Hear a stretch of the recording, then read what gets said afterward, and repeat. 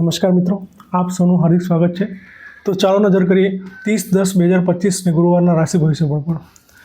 મેષ રાશિના જાતકોની વાત કરીએ તો મેષ રાશિના જાતકો માટે આજનો દિવસ સારો રહેશે।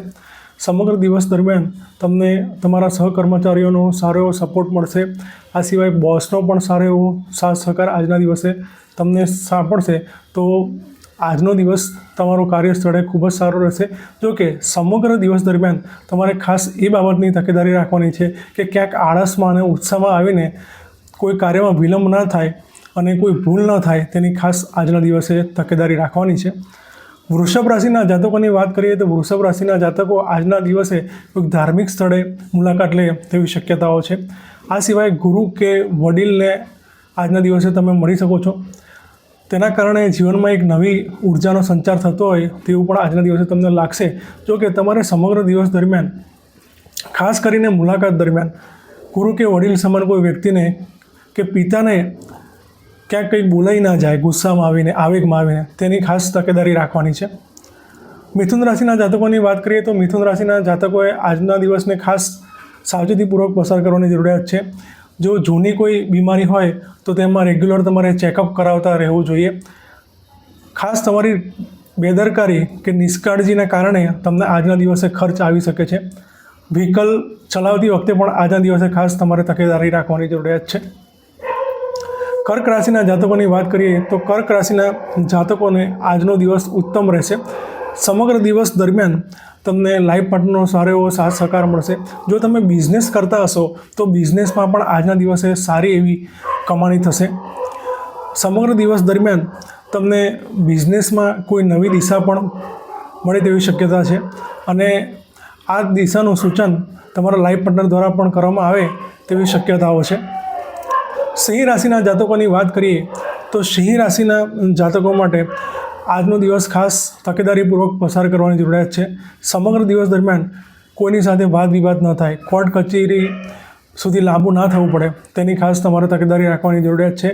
મગજ ખાસ શાંત રાખીને તમારે આજના દિવસને સંભાળવાનો છે અને સિઝનલ બીમારીથી પણ આજના દિવસે તમારે સંભાળીને ચાલવાનું છે। કન્યા રાશિના જાતકોની વાત કરીએ તો કન્યા રાશિના જાતકો જો આજના દિવસે શેર બજારમાં રોકાણ કરતા હશે તો આજના દિવસે પ્રોફિટ તમને થઈ શકે છે। આ સિવાય સંતાન સંબંધિત પણ કોઈ સારા સમાચાર તમને પ્રાપ્ત થઈ શકે છે।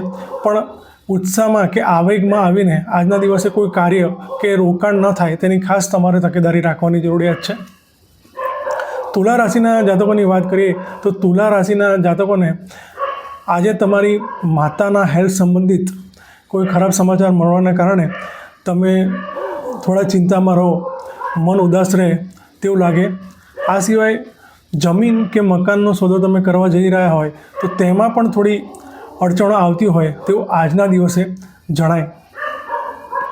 વૃશ્ચિક રાશિના જાતકોની વાત કરીએ તો વૃશ્ચિક રાશિના જાતકોના આજના દિવસે ટૂંકી મુસાફરી થઈ શકે છે। ખાસ નાના ભાઈ બહેન સાથે આજના દિવસે મુલાકાત થવાની પ્રબળ શક્યતાઓ છે। આ સિવાય ડોક્યુમેન્ટ સંબંધિત કોઈ કાર્ય તમે હાથમાં લીધું હોય તો તેમાં ખાસ આજના દિવસે તમારે ઉતાવળ કરવાની કોઈ પણ જરૂરિયાત નથી। શાંતિથી વિચાર કરીને નિર્ણય લો જેથી કરીને તમને સફળતા મળે। ધન રાશિના જાતકોની વાત કરીએ તો ધન રાશિના જાતકોને આજના દિવસે જો બિઝનેસ કરતા હશો તો તમને સારા એવા પ્રમાણમાં પ્રોફિટ આજના દિવસે દેખાશે। આ સિવાય શેરબજારમાં રોકાણ કરતા હશો તો પણ તમને ધન લાભ થવાની શક્યતાઓ છે।